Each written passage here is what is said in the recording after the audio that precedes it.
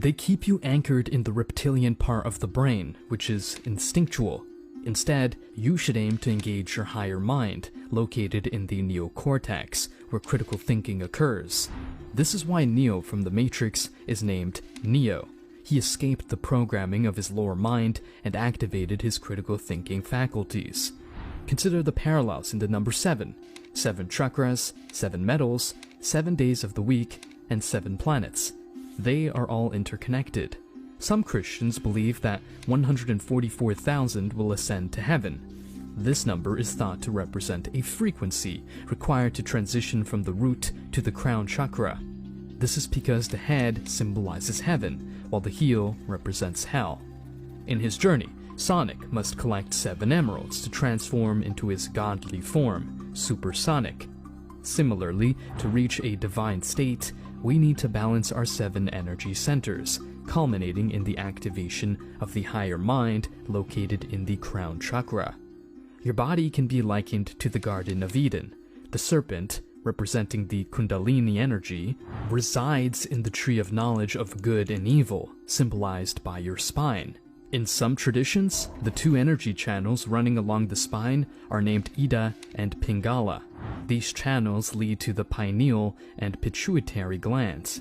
In the Bible, this connection is described as a land abundant with milk, pineal gland, and honey, pituitary gland, representing the sun and moon respectively.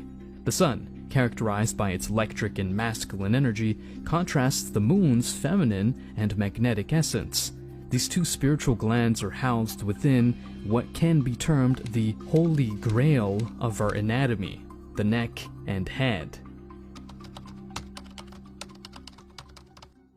The brain, often called the body's command center, is a marvel of evolutionary development. To truly grasp its complexity, one must understand the dual dimensions that govern its function, the reptilian brain and the neocortex. The reptilian brain, or the basal ganglia, is the oldest part of the brain in terms of our evolutionary history. It can be found in the brain's core and is responsible for primitive survival instincts such as aggression, dominance, territoriality, and ritualistic behaviors. When we speak of knee-jerk reactions or being on autopilot, we are alluding to the functions governed by this ancient part of our brain. For many, this instinctual and reactionary part dominates their responses and dictates their decisions. Now, onto the neocortex. This section of the brain evolved much later and envelops the older parts of the brain. It governs higher-order brain functions and is divided into 2 hemispheres. The functions housed here are what differentiate us from many other species: reasoning, abstract thought, creativity, and of course, critical thinking. Understanding the interplay between the reptilian brain and the neocortex is crucial.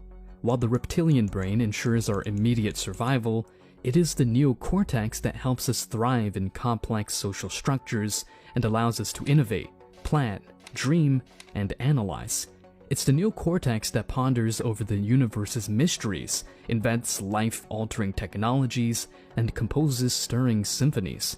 The pop culture reference of Neo from The Matrix aptly demonstrates the struggle between these 2 brain parts. Trapped initially in a simulated reality, akin to the unthinking, automatic responses of the reptilian brain, Neo's journey of breaking free and tapping into unparalleled capabilities mirrors our potential when we engage our neocortex.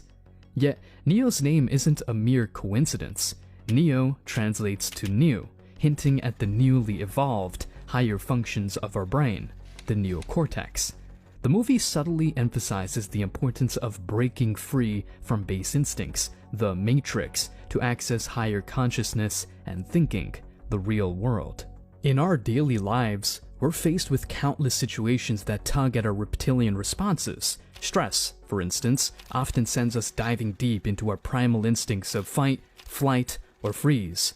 However, with awareness, we can consciously choose to engage our neocortex, pausing to assess situations, reflecting on consequences, and making informed choices. Recognizing when we are operating out of instinct and when we are drawing on our advanced cognitive capabilities is pivotal. It allows us to understand our behaviors, decisions, and reactions better. Furthermore, it enables us to deliberately evolve, encouraging practices and habits that strengthen our neocortex's role in our lives. The human body, with its intricate systems and capabilities, has been a source of fascination throughout history. By understanding the parallels between our anatomy and ancient spiritual texts, we can uncover deep insights into both our physiological and spiritual existence. One of the most compelling parallels is the comparison between our body system and the biblical Garden of Eden. The spine, a core structure that supports and connects the body, houses an even more profound energy. Within the yogic tradition, this energy is called Kundalini. Often depicted as a coiled serpent at the spine's base, the Kundalini remains dormant in many, awaiting the right conditions for its awakening. Much like the serpent in the Garden of Eden, the Kundalini serpent holds great power. When awakened, it can rise through the spine, moving through the chakras or energy centers. This journey symbolizes spiritual growth and eventual enlightenment. The ascent of this energy can lead to profound changes in perception, heightened intuition, and a deeper connection to the universe. Adjacent to the spine are two intertwined energy channels, Ida and Pingala. These are central to many ancient spiritual traditions. Ida is often associated with the moon, representing calm, intuitive, and feminine energy. In contrast, Pingala is associated with the sun, symbolizing dynamic, rational, and masculine energy. Balancing these energies is crucial for holistic well-being and spiritual growth. The journey of the Kundalini, along with the balance of Ida and Pingala, culminates in the activation of two vital glands in the brain, the pineal and the pituitary. Some interpretations link these glands to the biblical land flowing with milk and honey.